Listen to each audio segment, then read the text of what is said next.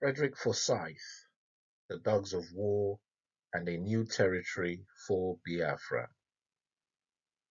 Published at my blog on Saturday, June 28th, 2025.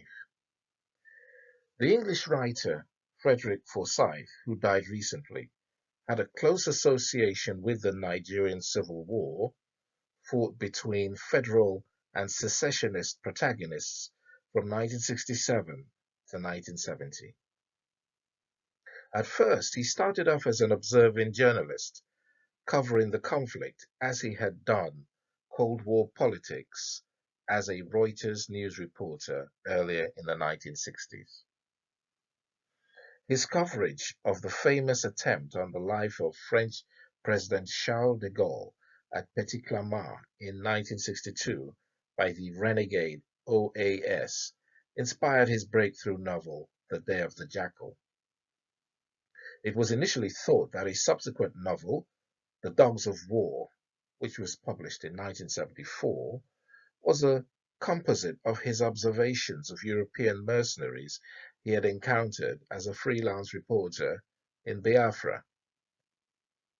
But the suicide of a former mercenary 4 years later, after a siege in London's East End, unearthed a fascinating story which provided a more accurate source of the book's inspiration.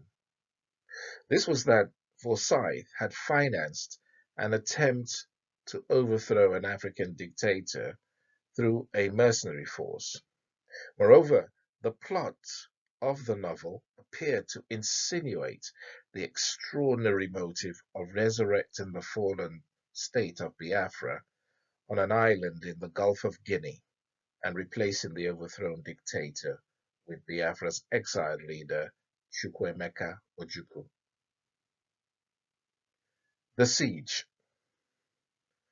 The discovery of Frederick Forsyth's alleged role in masterminding a plot to overthrow the government of Francisco Marcius Nguema, the dictator of the West Central African state of Equatorial Guinea, began on the Saturday afternoon of March 11, 1978. Two 9-year-old girls had been invited to play a game of truth or dare in a small bedsitter in Goldsmith Row in the East End district of Bethnal Green. While inside, the girls had been horrified to have seen a gun.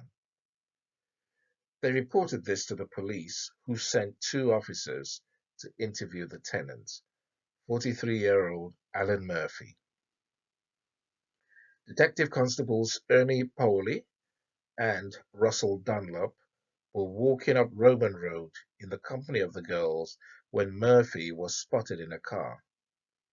They approached him and told him they wanted to search his flat.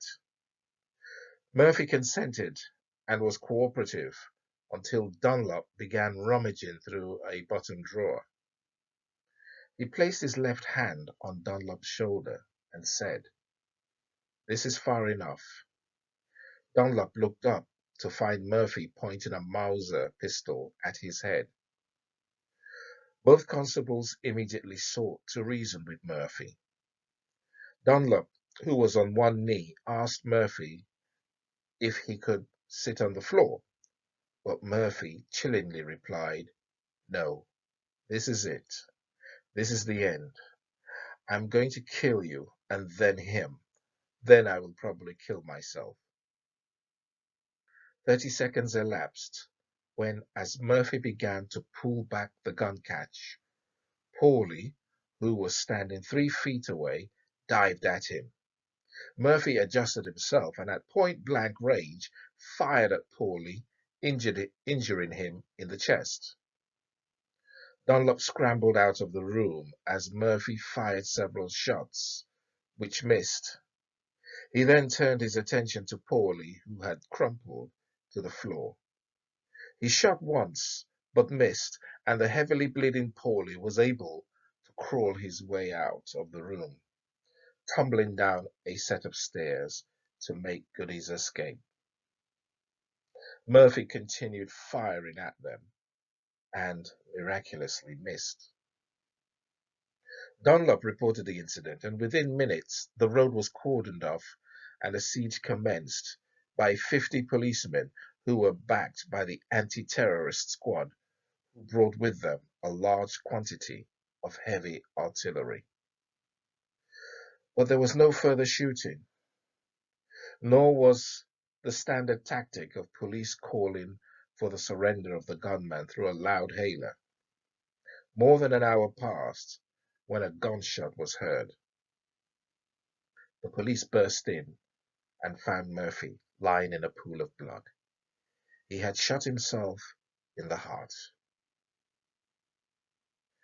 The anatomy of a coup plot.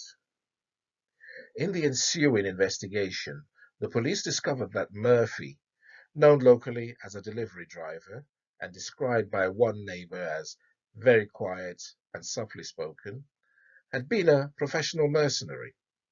He had served as a dog of war in several theaters, which included the Congo and Biafra. While, as was expected, the police found a cache of guns and ammunition in the bedsit, it was the unearthing of a trove of documents, which included a diary of Murphy's mercenary exploits in Africa and many letters, which startled. One of the letters from Forsyth revealed the connection between Forsyth and a coup plot which had germinated in 1972. But while the plot was centered on engineering the overthrow of the Nguema regime in Equatorial Guinea, its motivation led back to Forsyth's association with the short-lived secessionist Republic of Biafra. Forsyth was sent by the BBC to cover the troubles in Nigeria, which led to the secession of the eastern region of the country under the leadership of the region's military governor, Lieutenant Colonel Chukwuemeka Ojukwu. It is claimed that the BBC found Forsyth's reporting to be biased towards the secessionist side, and he was recalled to London. Soon after, Forsyth resigned his position and returned to Biafra as a freelance journalist. While in Biafra, Forsyth became close to Ojukwu and also got to know many of the mercenaries who fought for the Biafrans, including Rolf Steiner, the German ex-French foreign legionnaire who commanded the Biafran 4th Commando Brigade. Steiner's observations of Forsyth made him reach the conclusion that Forsyth was working for the British state. He said the following in an interview: Forsyth was clever and discreet. He kept his distance from visiting colleagues. He went wherever Ojukwu went and was familiar with all of Biafra's political and military problems. Steiner proved to be correct.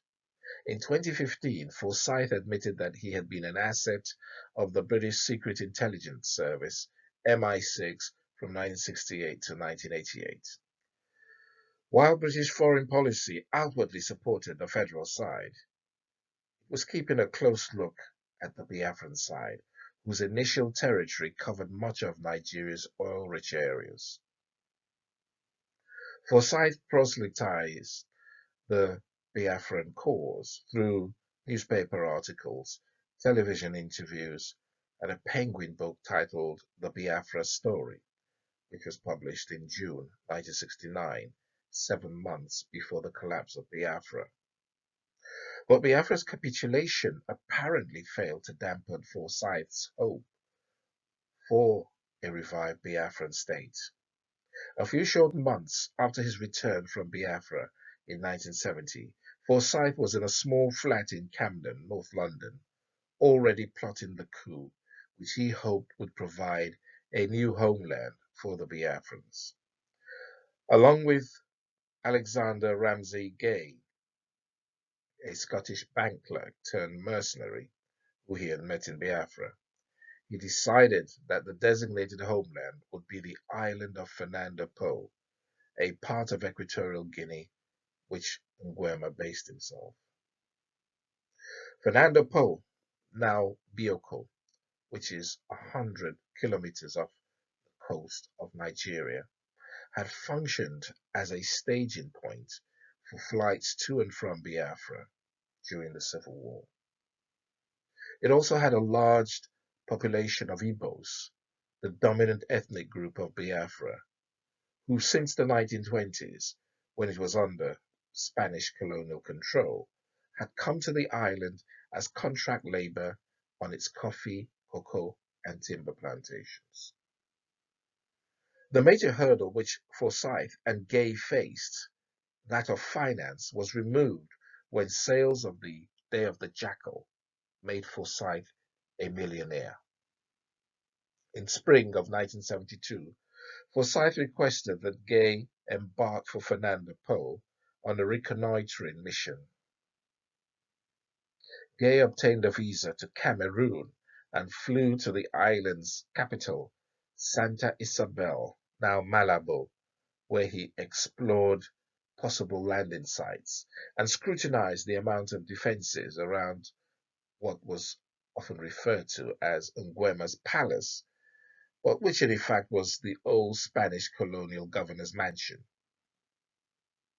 When he got back to Forsyth, by now a tax exile who divided his residences between Ireland and Spain, Gay informed him that a dozen mercenaries backed by 40 to 50 former Biafran soldiers could take the island.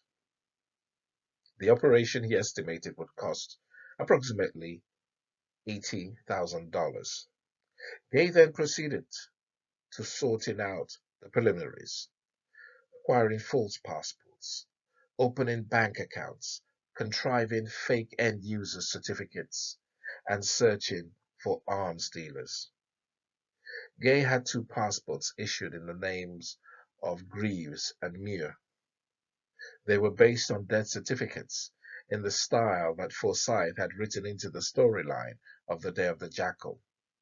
He used the name Henry George Greaves to open a bank account number 47009081/93 at the Credit Bank Ostend in Belgium. Gay then proceeded to Hamburg, where an arms dealer agreed to supply arms, including Belgian-made automatic rifles, light machine guns, mortars, bazookas, and other arms which would be released to him in Spain by an official of the Spanish Ministry of Defense who was bribed. The end-user certificate, which indicated that the arms were destined for Iraq, was signed by an Iraqi diplomat who was also bribed.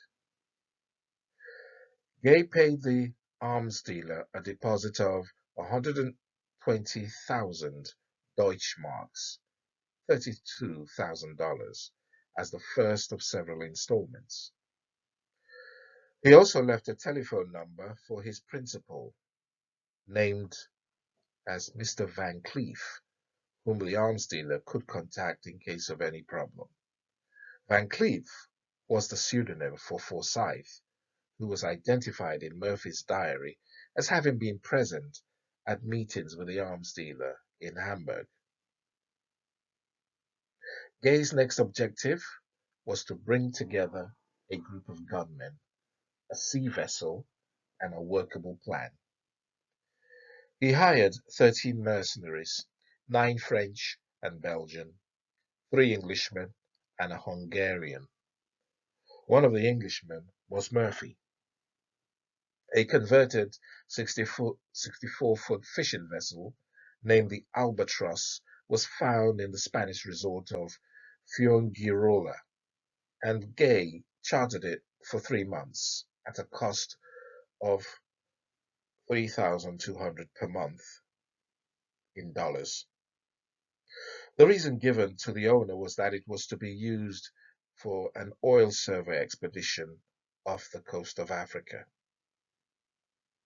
The chronology of the plan to seize the island would, Gay envisage, start in the middle of December, when the arms would be sent from Madrid to Malaga, where they would be loaded onto the Albatross. And after obtaining further supplies and equipment at Gibraltar, it would sail on to the Cape Verde Islands, where fresh food and water would be purchased. Then it would journey around West Africa and stop at Cotonou, Dahomey, now Republic de Benin, the embarkation point of the 50 Biafran veterans. From here, the vessel would time its arrival at Fernando Po for the dead of night. The amphibious assault, consisting of all the mercenaries and half of the Biafrans, would proceed to the landing sites on motorized dinghies with silent motors. The force would then scale a low cliff before heading to the president's mansion, where the presidential guard would be eliminated. Once in the inner sanctum of the mansion was penetrated, Nguema was to be assassinated. The communique announcing the overthrow of Don Francisco Marcius would express regret at either his accidental death or his suicide. Success would guarantee a bonus payment of $30,000. This would partly compensate for a no-looting policy. But Gay planned to ransom the contents of the Soviet embassy to the CIA for $1 million. But things did not go to plan.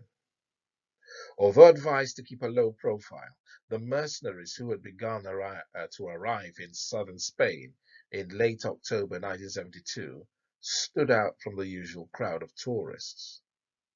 It was reported that one of the mercenaries was spotted walking around the deck of the Albatross while dressed in military fatigues. Suspicions regarding the true nature of the enterprise were raised by the cargo being loaded, which included 3 landing craft, over 10,000 liters of diesel fuel, and 75 army uniforms. Weaponry such as light machine guns, bazookas, and mortars, along with 10 tons of ammunition, was smuggled from Yugoslavia to the port of Valencia, where they were stored in a dockside warehouse before being transferred to Las Palmas in the Canary Islands, where the cargo would be loaded onto the Albatross.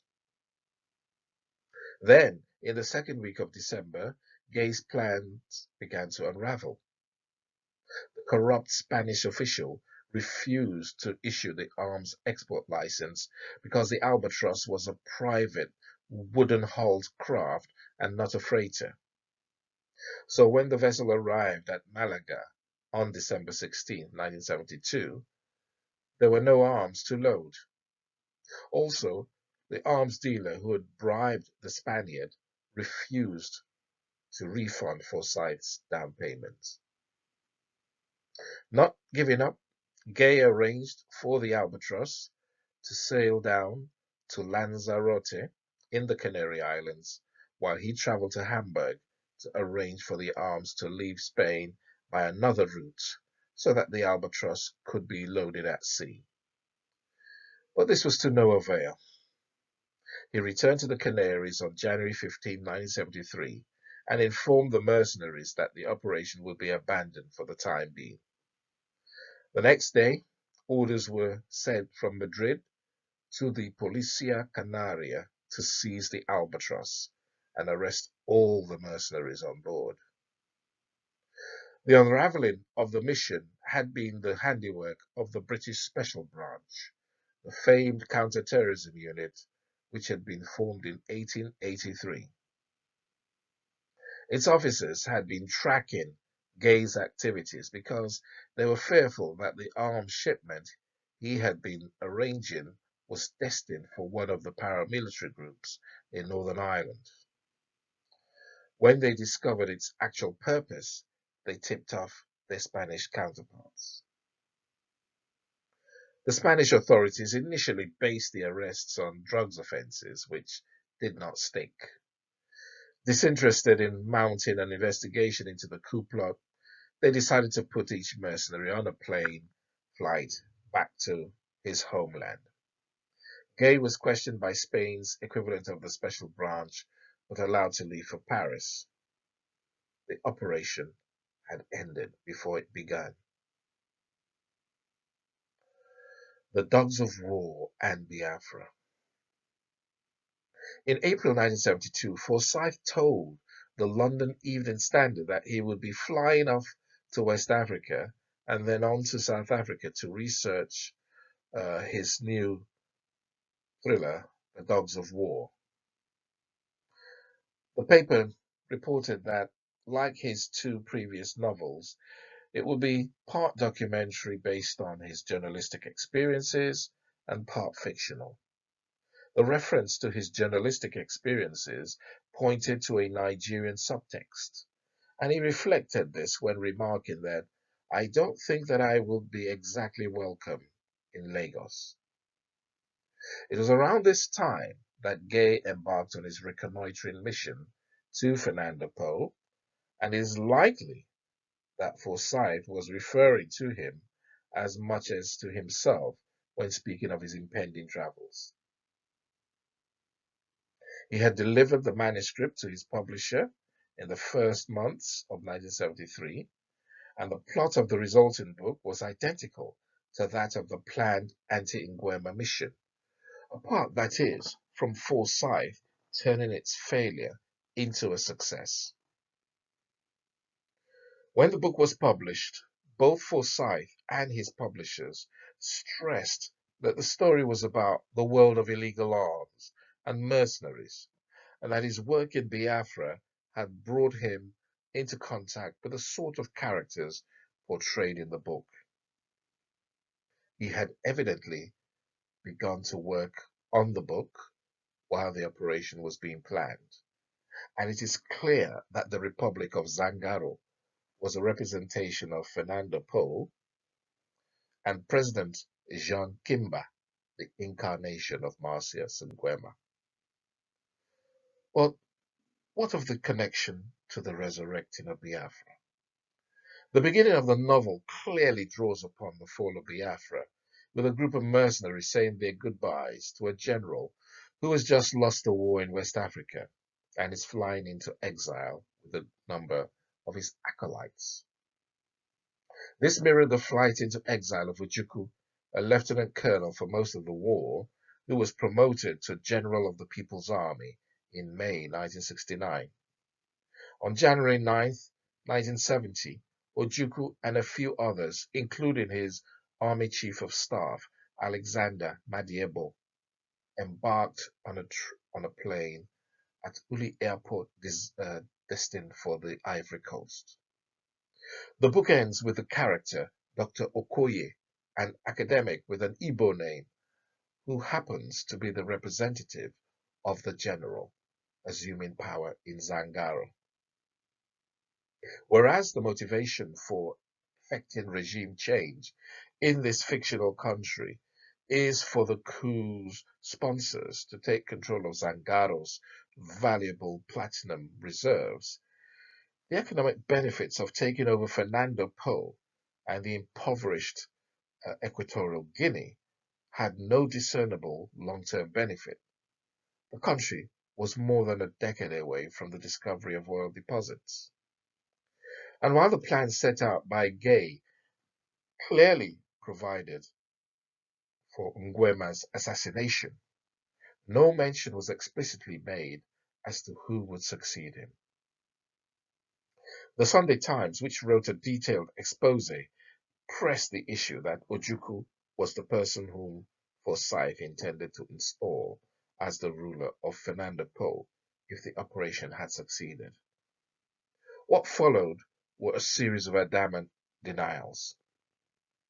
Charles Clark, the managing director of the book's publisher Hutchinson's, responded by saying that a source who he could not name assured him that if there had been a plot, Ojukwu had not been involved in it, and that he would have strongly disapproved of it. Forsyth's London-based solicitors, Harbottle and Lewis, wrote to the Sunday Times they claimed on Ojukwu's behalf, to state that Ojukwu strongly denied that he inspired or was the intended beneficiary of the activities of a group of mercenaries in a certain West African country. It should be noted, however, that after Gay was given a suspended sentence for the illegal possession of arms and munitions at a November 1973 trial, in which Forsyth had given evidence on his behalf as a character witness, he slipped out of the country and reportedly headed to the Ivory Coast, where he joined Ojukwu, who was running a transportation business. Would Forsyth have been inspired to have undertaken such a risky endeavor on behalf of Ojukwu and the Biafran cause? There is much evidence to suggest that he carried with him an enormous amount of bitterness at how interests in Britain had, from his point of view, sabotaged the Biafran project, and it would have given him a great deal of personal satisfaction to have resurrected, in some measure, the dream of Biafra. When ruminating over whether Ojukwu had been the intended beneficiary of the coup, the Sunday Times referred to the former Biafran leader as Forsyth's hero. This was not an idle description. While being interviewed at his Spanish estate in 1974, Wilfred Death, who was writing for the Australian newspaper The Age, asked Forsyth what he thought were the most important human qualities that a man should possess. Forsyth grabbed Death's ball pen and wrote the following on a piece of notepaper: strength without brutality, honesty without priggishness, courage without recklessness, humor without frivolity, humanity without sentimentality, intelligence without deviousness, skepticism without cynicism. Then Forsyth added, the only man I have ever known to possess all these qualities in full measure was Emeka Ojukwu. But if Forsyth, as the mastermind of an endeavor with the objective of establishing an Igbo homeland just 100 kilometers from the Nigerian coastline, he and Gay had not reckoned on the backlash that would have inevitably flowed from the deposing of Nguema. The threat posed to Nigerian security of a hostile government led by the leader of the Biafra secession would almost certainly have led to a political and military campaign to bring down such a government. For many years, public concern in Nigeria over the treatment of Nigerian laborers on the island had even led to calls for the country to annex Fernando Po. A pro-Igbo coup would also have likely led to inter-ethnic conflict between Igbos and the indigenous Bubi people, and even among other Nigerian origin peoples from Calabar and Ugoja, who as minorities within the breakaway former Eastern region had been hostile to perceived Igbo domination of that region and were consequently largely resistant to Biafra. The taking of Fernando Po would also have provoked hostility in Rio Muni, the mainland enclave of Equatorial Guinea. In 1975, thousands of Nigerian contract workers were subjected to continual harassment and beatings. A New York Times article in January 1976 pointed to the root cause as anti-Igbo sentiment. It noted that Nguema belonged to the Fang tribe, which doesn't get along with Nigeria's Igbos, who traditionally make up the bulk of the contract laborers. The Nigerian government acted to evacuate 45,000 workers between 1975 and 1976. A mercenary takeover 2 years earlier, which which would likely have increased anti-Igbo and anti-Nigerian feelings, would have been a recipe for disaster. Forsyth consistently denied any knowledge of a coup being planned, and that he had attended the meetings in Hamburg as part of his research into what he described as the weapons procurement side of the mercenary business. He repeated his denials to Adam Roberts, the author of the Wanga coup, which was about the failed attempt in 2004 to overthrow President Teodoro Obiang Nguema Mbasogo, Nguema's nephew and successor. He admitted to Roberts that aerial photographs of Fernando Po had been brought to his flat, but that the money he had handed to the plotters was for information which he required to write the book. But Forsyth became more equivocal as the interview progressed, saying that a stillborn attempt at a coup had occurred and that he had spoken to several participants, including Alexander Gay. He was also unsure about whether the plot of his novel inspired the coup or vice versa. It was a chicken and egg situation.